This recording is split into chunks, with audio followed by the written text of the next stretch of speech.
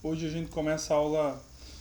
Hoje é a aula 5, a gente começa a segunda parte do nosso curso, né? A gente vai começar agora a parte quantitativa, tá? Então, hoje a gente vai falar um pouquinho sobre balanço patrimonial e DRE, tá? Ah, esse é o sumário da nossa aula, né? Falar um pouquinho, uma introduçãozinha breve, que é necessário, tá? Sempre reforçar alguns conceitos. Vamos falar um pouquinho de eficiência de mercado, tá?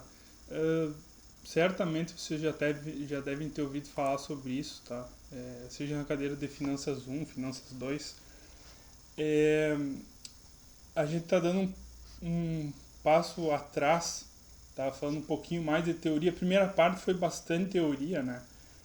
Mas é que realmente não tem como dissociar, tá? Porque qualquer análise que tu vai fazer tem que ter é, um embasamento teórico, tá? Como eu tinha mostrado na outra aula, a questão da premissa bottom-up, top-down, né? Só para ter uma noção, né? Ter uma visão macro, né? Uh, então eficiência do mercado, tá? Se vocês pegarem qualquer livro de macro também fala um pouco, mas também próprio mercado financeiro, né? Tem aquelas hipóteses, né, de um mercado com uma fraca evidência, com uma fraca eficiência, né, hipótese de uma fraca eficiência, de uma eficiência semi-forte e a hipótese de uma eficiência forte, tá? Também tem isso, tá? Mas não era exatamente que eu vou focar, tá? Mas é um complemento também, tá? Então, o mercado considera como eficiente. O mercado pode ser considerado como eficiente se ele atender a 4 requisitos, né? O primeiro requisito da flexibilidade ou adaptabilidade, o que seria isso? Seria que o mercado ele tem que responder a mudanças de cenários. Então, por exemplo, surge uma nova informação com relação a alguma empresa, por exemplo, vai acontecer uma fusão entre duas empresas grandes no mercado, ou sei lá, há indícios de que possa ocorrer alguma crise, tá? Então, o mercado eficiente é aquele que, diante de novas informações, ele se adapta com bastante rapidez, tá?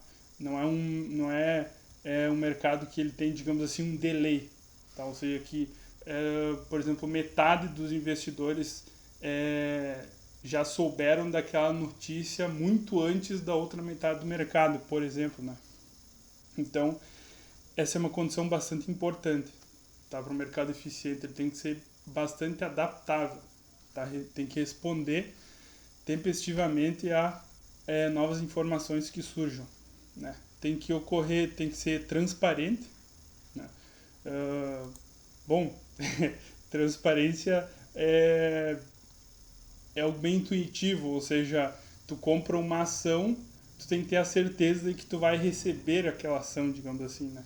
Vai receber a ação do investidor que está vendendo, e o investidor que está vendendo tem que receber o teu dinheiro, né? Então, questão de transparência, né? Por isso que isso aí o Lucas vai falar também, ou se é que já não falou, né? A questão as câmaras de compensação, né, da Bolsa, né? A Bolsa é a contraparte, né, no mercado acionário, né? Então, a clearing, né? Clearing da B3 é que garante isso, né? Que vai de fato ocorrer as transações vão ser de fato efetivadas, né? Liquidez.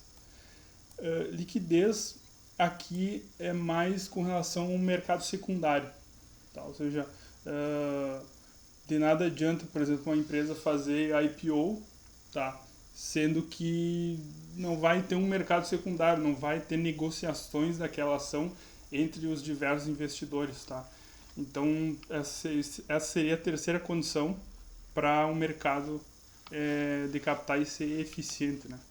E a quarta, o tamanho do mercado deve possibilitar custos de transação baixos. Também ou seja, de nada adianta tu comprar uma ação que está barata, né, se as taxas que tu vai pagar e os impostos são impeditivos, né? Então aquela questão da corretagem, se tu vai vender alguma antecipação do imposto de renda, sabe? Então o custo de transação tem que ser baixo, tá? Além dessas quatro condições,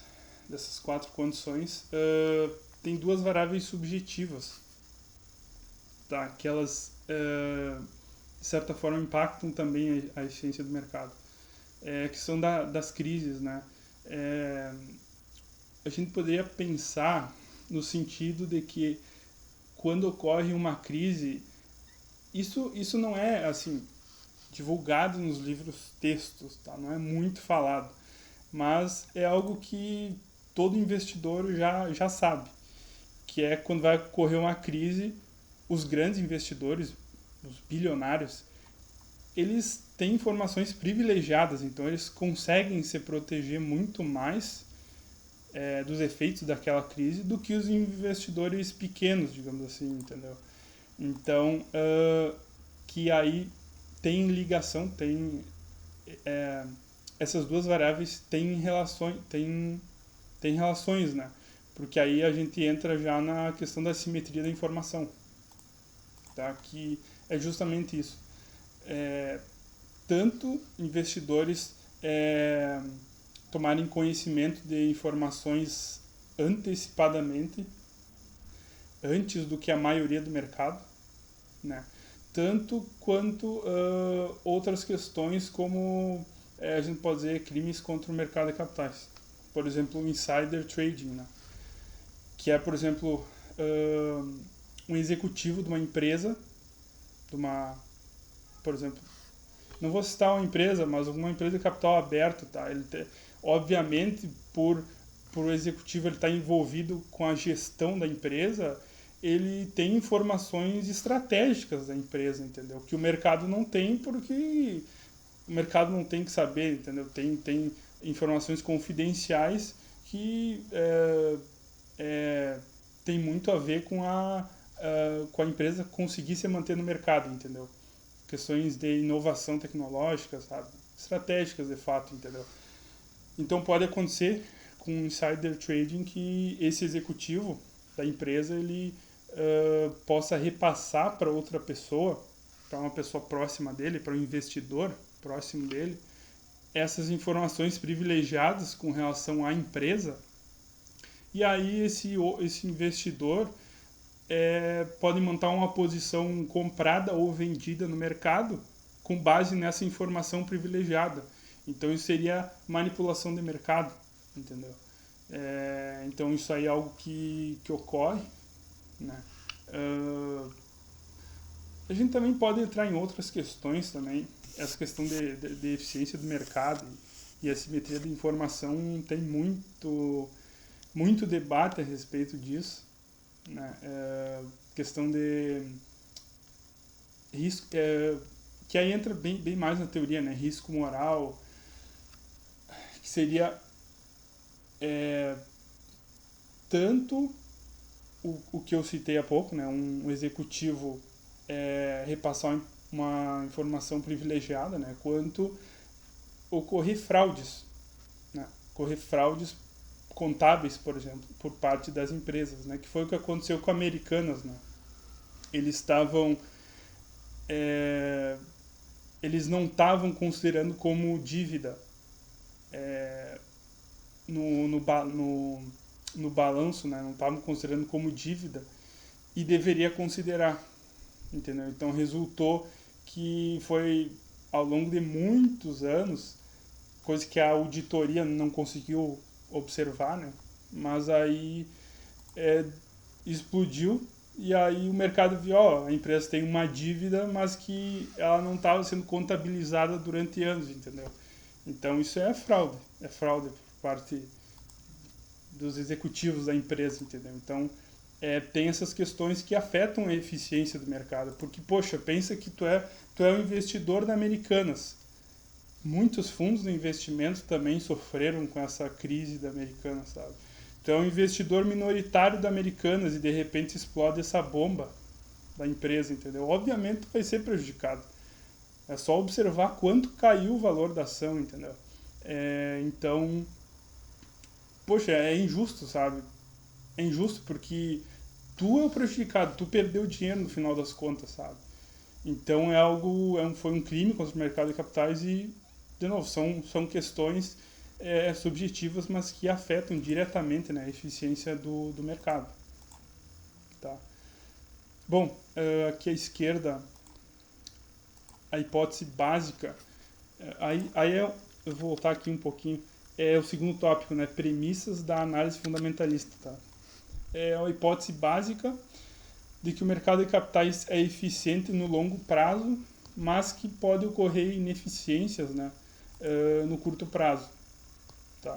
Só que ao longo do tempo elas são corrigidas. Né? Então, a gente observa esse gráfico aqui, né? Pega do curto ao longo prazo. Né? Então, sei lá, pode colocar a escala de tempo que quiser, tá? 1, 2, 5, 10 anos, tá? Então, ao longo do tempo vai ocorrendo essas oscilações, né, com o preço da ação, mas que no longo prazo a gente pode observar que aquela ação, aquela empresa, ela realmente tem valor. Tá? Então o mercado, no longo prazo, ele percebe o valor da empresa. É aquela coisa aquela máxima, né, de que no longo prazo o preço da ação segue o resultado da empresa, né? Segue o lucro líquido da empresa, entendeu? Então, por mais que a empresa tenha reportando bastante lucro, mas o mercado o preço da ação está baixo, né? Espera-se que uma hora o mercado vai perceber, né, que aquela empresa realmente gera valor, né? É uma empresa boa, né? Tá. Bom, agora a gente vai falar um pouquinho realmente dos demonstrativos, tá?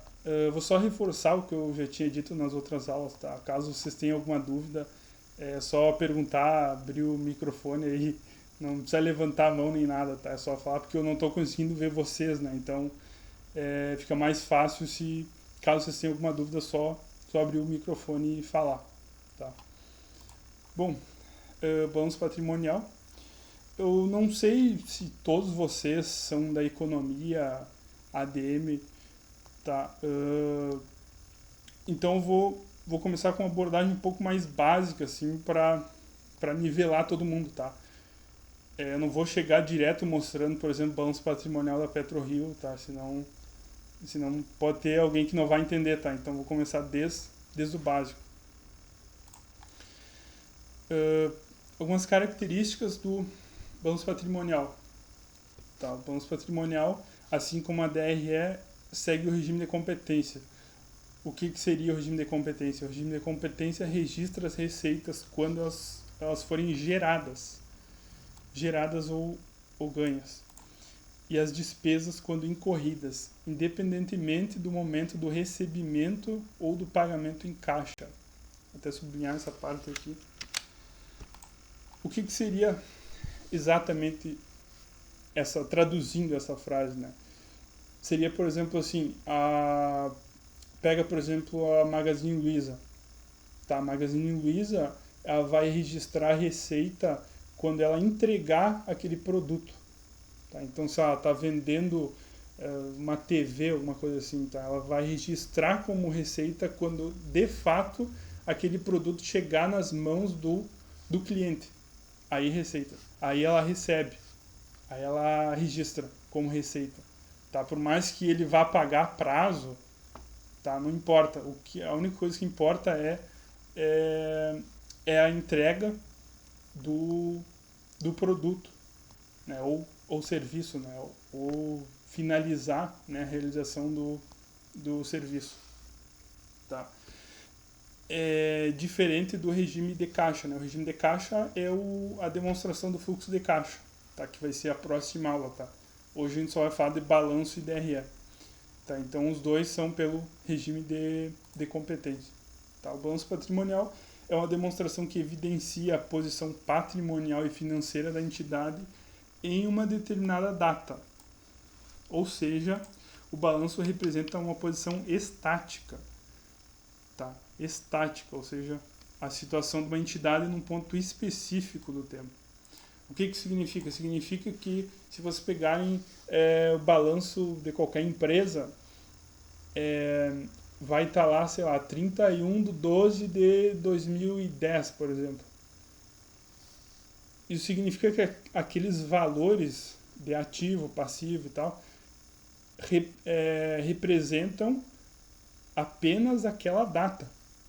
Ou seja, a partir do dia 1º do próximo ano já mudou. Tá? Mudou o que iria mudar? Iria mudar dívidas que a empresa vai ter, de repente contas a receber, sei lá, caixa, vai ter mudado caixa, entendeu? Então, isso é muito importante entender, tá? O balanço é uma posição estática. Pode, assim, 2, 3 dias depois da data referida do balanço vai ter mudado. Tá? Então, isso é importante ficar claro. Tá? E através do balanço patrimonial, conseguimos entender como a empresa financia suas atividades, a origem dos recursos, tá? Que eu vou explicar daqui a pouco, aonde ela investe os recursos, onde ela aplica e a estrutura de capital da empresa. Bom, estrutura do balanço patrimonial. Tá? O ativo total nada mais é do que ativo circulante mais o ativo não circulante. O passivo total, a mesma coisa, passivo circulante mais o não circulante. E o ativo total tem que necessariamente ser igual ao passivo total mais o patrimônio líquido. Tá? Exatamente igual. Aqui, nos gráficos da esquerda, tá? O que seria exatamente o ativo? São bens e direitos. Se tu ler no livro texto, essa aula eu fiz com base, se vocês quiserem pesquisar também, com base no livro de contabilidade financeira do Salotti, análise fundamentalista do José Cobori, o segundo livro, e o terceiro livro foi do Assaf Neto, né, que eu tinha falado um pouco na primeira aula, tá? Então, só um disclaimer, tá? A aula de hoje eu vou falar um pouquinho mais por cima dos demonstrativos, porque não tem como se aprofundar muito em uma hora só, sabe? Então, se vocês forem ver realmente na graduação, só para analisar o balanço patrimonial vai tipo 8, 10 horas, tá? Então, realmente não tem como, tá? Então, só vou focar aqui mesmo no principal, beleza? Bom, ativo são bens e direitos dos quais a empresa espera obter benefícios futuros. Tá? Essa seria a definição técnica, digamos assim. Tá? Então, bens e direitos que a empresa espera oferir benefícios futuros. Passivo, no caso aqui, passivo total, né? De curto e longo prazo. Né? Passivos são dívidas e obrigações com terceiros. Tá? Então, se a empresa pegou empréstimo com um banco, por exemplo, aí é dívida, né? Obrigações, por exemplo, salário, folha de pagamento, né? Outra coisa, circulante. Então, tudo que é circulante, ativo circulante, passivo circulante, refere-se àquelas contas referente ao mesmo exercício social. Tá? Então, até um ano. Entendeu? Até um ano. E o não circulante é mais de um ano, ou seja, mais de um exercício social. Tá? Então, repetindo, circulante é o mesmo exercício social, tá? Um ano. E não circulante é mais de um ano, é mais de um exercício social. Tá. Patrimônio líquido refere-se ao capital próprio da empresa, ou seja, o capital que foi realizado pelos acionistas. Tá. Outra forma da gente ver também, aqui são duas tabelas, né? Outra forma da gente ver também é que o ativo é a aplicação dos recursos. Tá? e o passivo mais o PL é a origem ou a fonte dos recursos. Tá? Então isso aí é muito importante porque isso reforça a condição de igualdade. Por isso que o ativo tem que ser igual ao passivo mais o patrimônio líquido. Tá? Porque o lado direito é a origem dos recursos e o lado esquerdo é a aplicação, destino que a empresa deu àqueles recursos. Tá? A ordem. Vamos pegar aqui o ativo. Tá? Qual é a ordem? Por que tem essa ordem, o ativo? O critério de ordenamento do ativo é com base na liquidez. Tá? Então, quanto mais para cima tiver a conta, mais ela é líquida, ou seja, mais fácil é para a empresa para recuperar aqueles recursos. Tá? Eu vou abrir o balanço patrimonial e vou mostrar bem certinho para vocês. Tá? Então, o critério para ordenamento do ativo é grau de liquidez. Tá? Quanto mais para cima, maior liquidez, quanto mais para baixo, menor. Tá? Passivo o critério é com base na exigibilidade. Tá? Ou seja,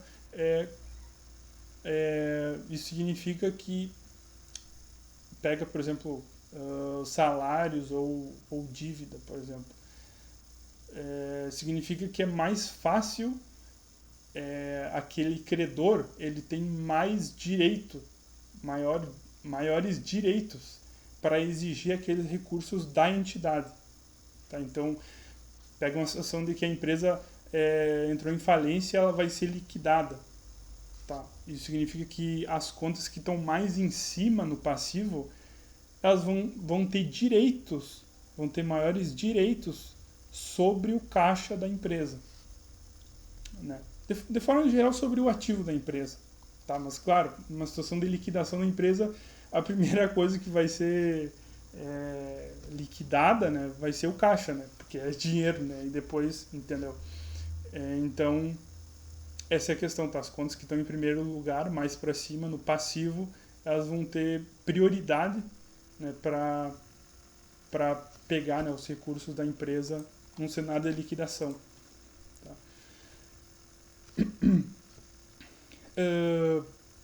O ativo realizável a longo prazo, a gente pode dizer que ele é o que realmente gera retorno para a empresa, porque ele vai ser utilizado para vários exercícios, né? Afinal, a longo prazo, né?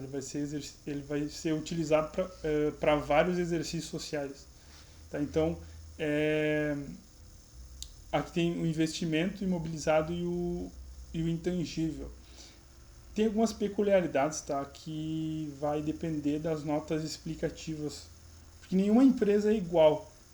Então, por isso que não tem como analisar uma empresa se não tiver as notas explicativas. Tá? Então, por exemplo, essa questão do intangível, para uma petroleira, por exemplo, PetroRio, Petrobras, o intangível ele vai ser enquadrado como reservatório de petróleo, né? As reservas da empresa, os poços de petróleo. Né? Enquanto, por exemplo, pega outra empresa, sei lá, do varejo, alguma coisa assim, intangível pode ser, sei lá, software de e-commerce, por exemplo, entendeu? Do site. Tá? Pode ser o software, entendeu? Então é algo que varia muito. Mas o principal para a maioria das empresas, de fato, é o imobilizado. Tá? Passivo não circulante é a mesma coisa, tá? Contas que dívidas, né, de longo prazo. Tá? Patrimônio líquido é o capital social realizado pelos acionistas, né? O dinheiro que os acionistas colocaram na empresa. Tá? Reservas de capital, ajuste de avaliação, normalmente isso aqui são contas do tipo, entre aspas, regulatórias, tá? Que está tipo, no estatuto da empresa, que ela tem que deixar a reserva de capital para alguma eventualidade. Tá? Reservas de lucros, essa conta aqui é muito importante porque ela vai representar a conexão do balanço patrimonial com a DRE. Tá? No final eu vou mostrar exatamente com um diagrama. Tá? Ações de tesouraria que a empresa tem, né? Tesouraria e tal. ah, eu vou falar um pouquinho, eu vou terminar a explicação da balança patrimonial da DRE, aí no finalzinho eu mostro o demonstrativo da PetroRio, tá? Beleza? Porque senão eu vou ter que estar trocando e tal, aí fica mais fácil. Bom, a DRE, a demonstração do resultado do exercício. A DRE ela segue o regime de competência, assim como o balanço patrimonial. A DRE é o relatório contábil responsável por apresentar a medida de performance baseada no resultado, lucro ou prejuízo, né, de um período de um exercício social. Tá, o resultado é um exercício definido em termos da variação, essa parte aqui é extremamente importante, em termos de variações do patrimônio líquido da entidade, que é aquela conta que eu havia dito, né, reservas de lucros, que antes era lucros acumulados, se eu não me engano, mas aí mudou só a denominação, tá? Mas é a mesma coisa. Em termos de variações no patrimônio líquido da entidade, que não aquelas relacionadas com aportes, seja por follow-on, que a empresa realizou, né, ou distribuição de capital. Tá? Que isso afeta, né? Isso afeta o patrimônio líquido, mas não é relacionado, como aqui diz, né? A DRE apresenta de uma forma resumida as operações realizadas pela empresa durante o exercício social de um ano. Ela evidencia a eficiência do negócio sob o ponto de vista econômico, ou seja, regime de competência, e não sobre o ponto de vista financeiro, ou seja, do regime de caixa, tá? Ou seja, o foco é se as operações da empresa são rentáveis, tá? Se a empresa ela tem potencial de gerar caixa, digamos assim, né? Bom, a estrutura da DRE começa pela receita operacional bruta, e aí desconta impostos sobre vendas, né? ICMS, IPI e tal. E aí a gente chega na receita operacional líquida. Normalmente, quando a gente pega os relatórios, eles já colocam a receita líquida, tá? Normalmente. Mas se procurar também acha receita bruta, tá? Mas não é algo muito relevante, tá? Porque aí só vai considerar a diferença de impostos, tá? Então não é muito relevante essa questão, tá? Então começa pela receita líquida, aí desconta custo do produto, tá? Que aí eu coloquei aqui a diferenciação, que é bem interessante a gente saber essa diferença, né? Dado que existem vários empresas de vários setores, né? Então, o que vai descontar, né, a receita líquida seria o CPV, custo do produto vendido, se a gente estiver falando de empresas industriais, tá, que transformam matéria-prima em produtos acabados. Ela vai ser custo da mercadoria vendida, se for empresas comerciais que revendem produtos para o consumidor final. É o varejo, né? Aqui no caso o CMV é varejo. E CSP, custo do serviço prestado, né? Se for uma empresa de serviços, né? Que aí, claro, a maior parte desse custo vai ser custo de mão de obra. Tá? Por que tem essa distinção? Essas três distinções? É a forma de cálculo. Tá? Então, cada uma dessas siglas, elas têm uma fórmula própria para calcular o custo. Tá? Então, eu não coloquei a fórmula aqui, porque justamente não tem muito tempo para se aprofundar nessa questão. Mas se vocês procurarem, tanto no livro do Salotti, quanto no do Kobori, o Kobori não fala muito, mas o Salotti dá uma boa explicação, assim. E outros também, né? Explica essa distinção, né, entre considerações do custo, né, entre essas diferenças de cálculo do custo, né, das mercadorias vendidas pelas empresas, tá? Também outra questão que não vai conseguir se aprofundar vai ser, por exemplo, como mensurar adequadamente o estoque de uma empresa, tá? Então, assim, tem muitas questões que não tem como, infelizmente não vai ter como a gente se aprofundar um pouco mais, tá? Mas isso aqui é bem importante, bem interessante a gente considerar que se vocês quiserem se aprofundar também, eu não vou pedir, tá? No relatório final, na apresentação final, não precisa, tá, se aprofundar nisso aqui, entendeu? Ah, eu quero saber como é que é o cálculo do CPV, CMV da empresa, como é que ela faz e tal. Se vocês quiserem, podem fazer, tá? Mas não vai ser obrigatório, entendeu? Entrar especificamente nesse mérito, tá? Após descontar aqui o custo, a gente chega no lucro bruto, a gente desconta despesas operacionais, de uma forma geral, tá? Então, despesas com vendas, administrativas, financeiras e por aí vai. Aí a gente chega aqui no lucro operacional, né? Que seria o EBITDA, né? Que a gente vai falar na próxima aula. A gente chegar aqui no lucro operacional, o EBITDA, a gente desconta custos não operacionais e aí a gente chega no lucro antes de impostos e contribuições, seria, no caso, o LAIR, né, antes do imposto de renda, e aí depois desconta o imposto de renda e a gente chega no lucro líquido. Tá. Bom, aqui a estrutura.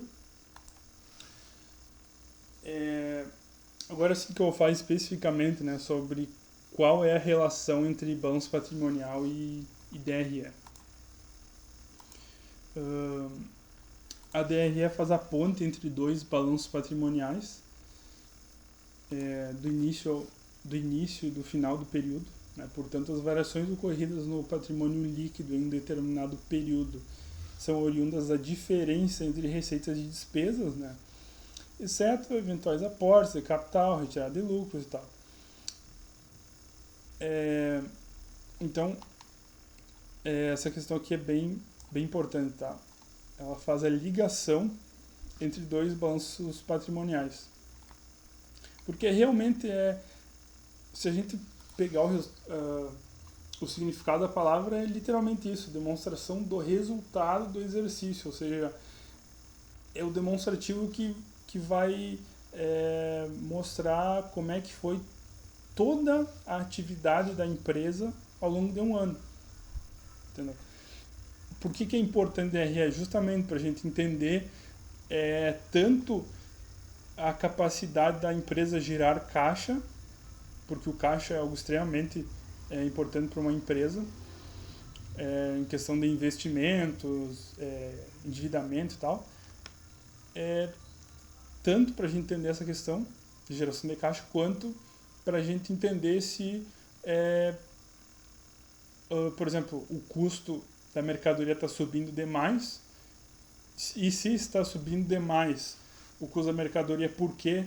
Será que é algum problema da empresa, que está havendo algum desperdício no processo de produção e tal, ou algum fator externo, fator da economia, sei lá, por exemplo, o câmbio está subindo demais, então a empresa é uma importadora, por exemplo, né? Então tá fazendo muita pressão no custo da empresa. Ou sei lá, outras despesas operacionais estão aumentando demais. Então por isso que é tão importante a DRE, tá? Para a gente ter uma noção das receitas da empresa, da evolução ao longo de um ano, do desempenho, né? Das receitas e das despesas, tá? Então a gente pode dizer que balanços são fotos, ou seja, posições estáticas em uma determinada data, e resultados são vídeos, ou seja, representações dinâmicas do que ocorreu em um período de tempo, tá? Que é um ano.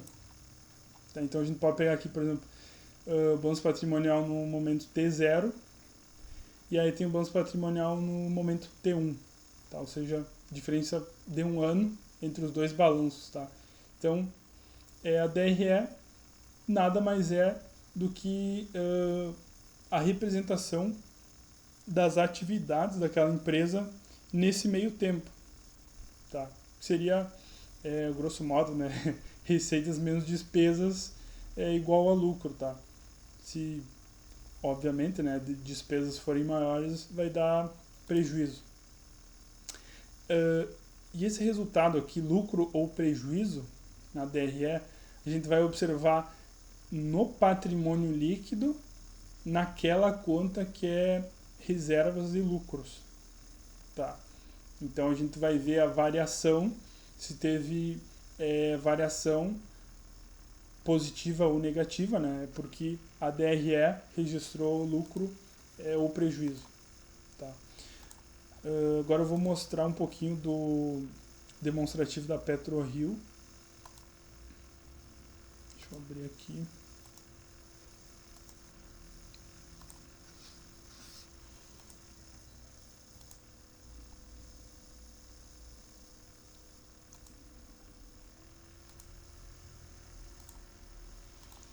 Tá, acho que vocês estão conseguindo ver.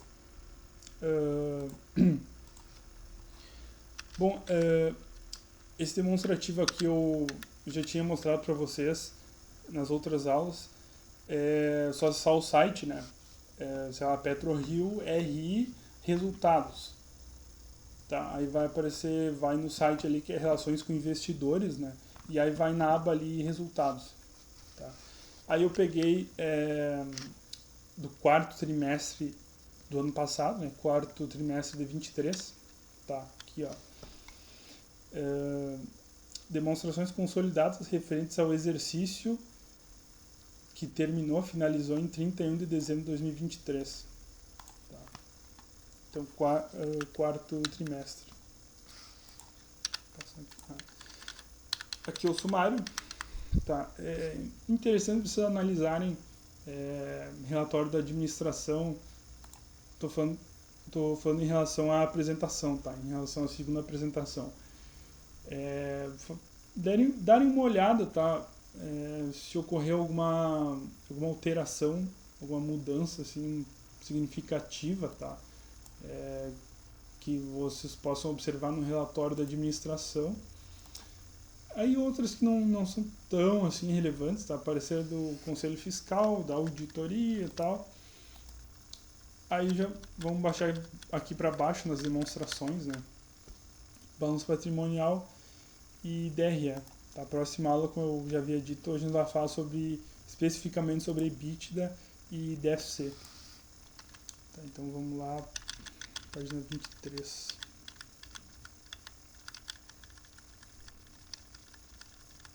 Aqui.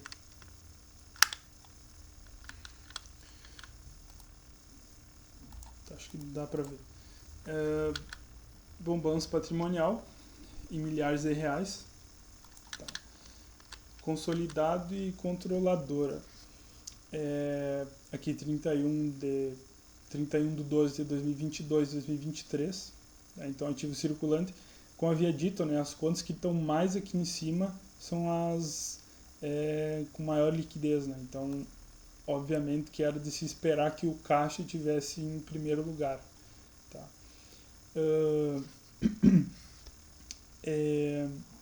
Às vezes a empresa faz alguma distinção, por exemplo, tem caixa, equivalência de caixa, e depois tem aplicações financeiras de curto prazo, tá? Mas é quase a mesma coisa, entendeu? Porque aí é só resgatar. Geralmente a empresa tem algum CDB, alguma coisa assim, tá? Tipo como se fosse uma reserva de emergência, mas isso não é relevante, é só uma questão de conceitual mesmo, né? Então, a gente pode ver aqui, assim, o que vocês têm que observarem no balanço patrimonial quando forem fazer a análise, né, para o trabalho final, para a apresentação final. Deixa eu ver se está apresentando. Tá. Vocês têm que observarem grandes variações nas contas, tá? Isso é o principal, entendeu? Então, pega aqui, por exemplo, o caixa. Em 31 de 12 de 22, o caixa da PetroRio era 9,6 bi. Tá? 9,6 bi. Enquanto em 2023 era 2,3 bi. Aí tu pensa, poxa, teve uma grande variação em um ano, né? Então, são coisas a se observar, tá? Grandes variações nas contas. E contas, assim, realmente significativas, tá? O caixa é uma conta muito significativa, tá?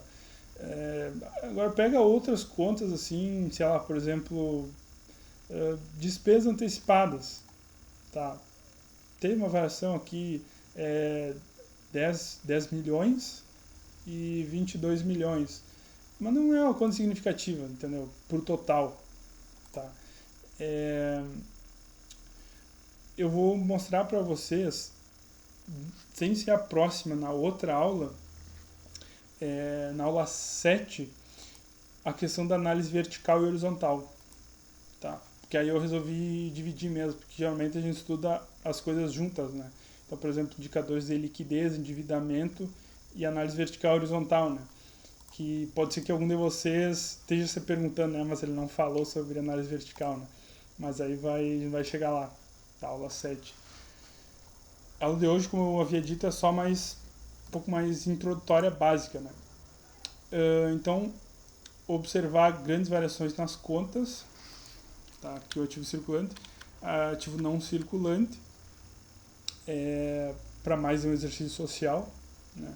Então, adiantamentos a fornecedores, marcação a mercado de debêntures. De novo, aqui são contas que não são muito relevantes, tá? Pro total, tá? Você tem que, para saber o que é relevante ou não, você tem que pegar o valor da conta e comparar com o valor do ativo total, por exemplo, tá? Então, por exemplo, aqui, o valor do ativo total era 28 bi, tá? E o não circulante às vezes não é muito fácil de conseguir visualizar aqui, né? Porque a questão do design da tabela às vezes é um pouquinho chato de conseguir ver qual número é de qual conta, né? Mas aqui, por exemplo, o ativo não circulante 311223 é 23 bi, tá? Então aí soma 23 bi com 5 bi dá 28 bi, que é o ativo total, tá? Então, o ativo não circulante tem 23 bi. Agora pega o intangível. É quanto? É 10 bi. Poxa, é relevante 10 bi, tá? Em comparação a 23. Imobilizado, 9,4 bi. Vamos observar a mudança ano contra ano. O imobilizado da PetroRio, de 22 para 23, passou de 9,6 bi para 23 bi. Poxa, uma grande variação. Por que foi isso, entendeu? Aí tem que analisar no detalhe cada conta. Tá? Intangível passou de 2,8 bi para 10,9 bi. E aí sucessivamente, tá? Deixa eu passar. Passivo é a mesma coisa. Tá? Vocês procurarem mudanças significativas nas principais contas. Não precisa entrar no detalhe de todas as contas, né?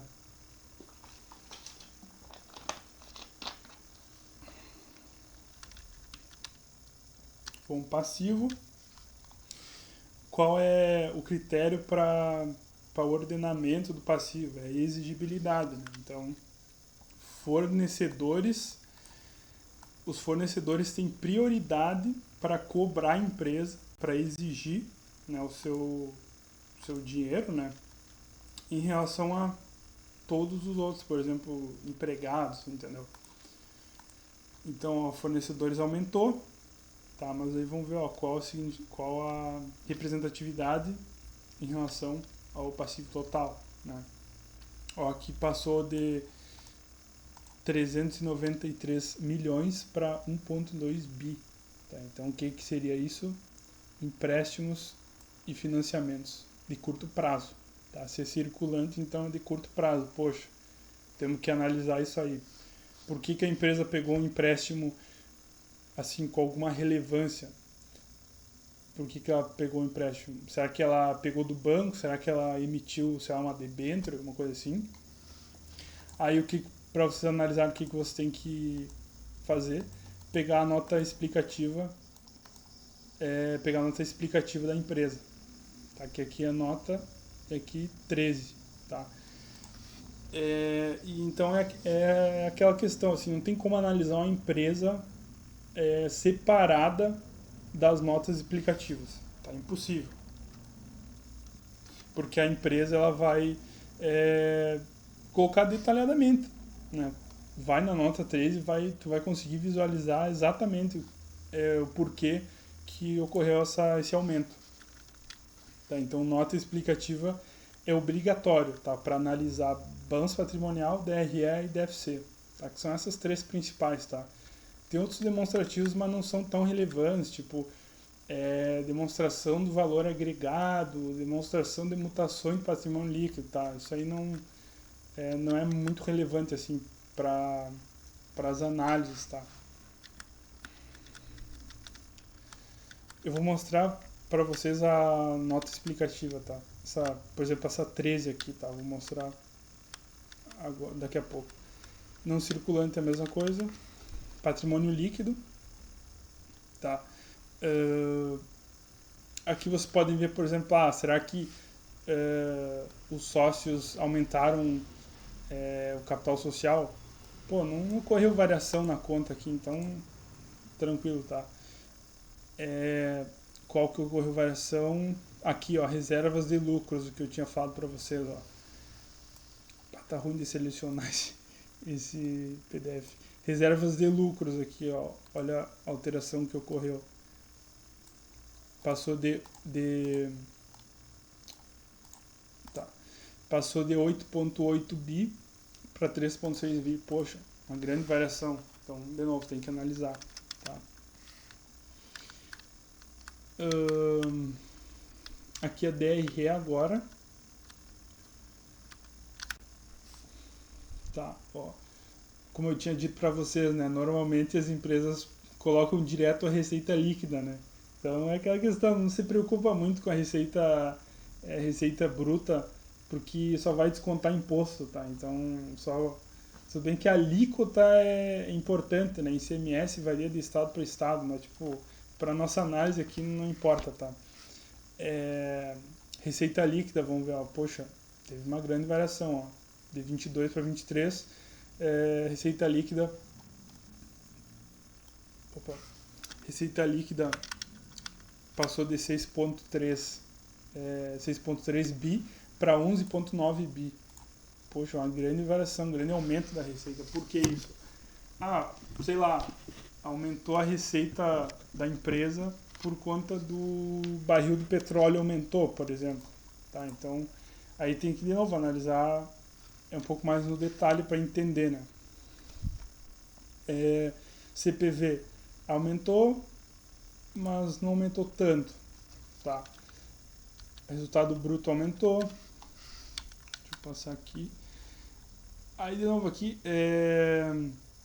como a gente tinha visto, resultado bruto e despesas operacionais. Tá? Então, interessante você dar uma olhada nas despesas operacionais se teve alguma grande variação. Tá? Se as despesas operacionais no geral permaneceram iguais, então aparentemente tá tudo nos conformes. Né? Na próxima aula eu vou explicar mais direitinho essa questão da depreciação e amortização, tá? Que a depreciação e amortização ela é uma conta que ela é dedutora da DRE, ou seja, ela reduz o lucro, né? Como a gente está vendo aqui, que está entre parênteses é redutor. Né? Ela é uma redutora da DRE, mas ela não sai do caixa, entendeu? Então, poxa, interessante, mas por quê? Sabe? E aí a gente vai falar mais no detalhe na aula que vem, que a gente adiciona, a gente soma ela na DFC, demonstração do fluxo de caixa.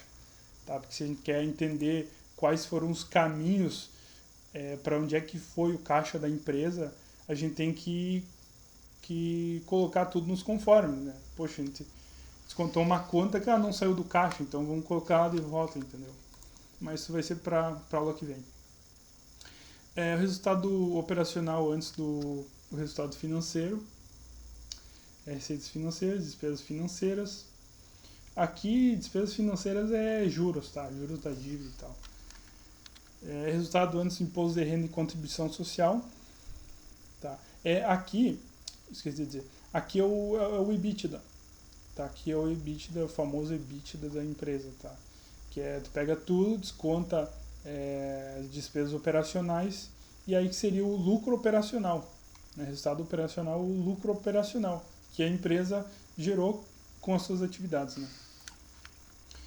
Aí depois antes do imposto de renda, aí desconto do imposto de renda e aqui está o lucro líquido da empresa. Tá? Então, de 22 para 23, o lucro da PetroRio passou de 3,4 bi para 5,1 bi. Tá? Essa questão aqui, resultado por ação básico e líquido, não é muito relevante também para vocês observarem. Vocês vão ter, de novo, vocês vão ter que ver nas notas explicativas exatamente o porquê disso aqui. Tá? Mas essa variação ela é por conta dos acionistas. Tá? Porque aí tem aquela questão de free float e tal, ações que estão em circulação no mercado e tudo mais. Tá? Então, mas não é, de novo, não é assim obrigatório. Tá? Precisa analisar. Só para finalizar a aula de hoje, vou mostrar o que eu tinha dito para vocês com relação à nota explicativa. Tá? A partir do 1 aqui que começam as notas explicativas. Tá? Então, 1, 2, 3, seguir, até o 30. Até o 30 é tudo nota explicativa. Tá? Que como vocês observaram, né? No bônus patrimonial do ladinho tem aqueles números, né? 1, 2, 3, 4, 5, 6 e tal. É tudo nota explicativa, tá? Que eu tinha falado para vocês, empréstimos e financiamentos.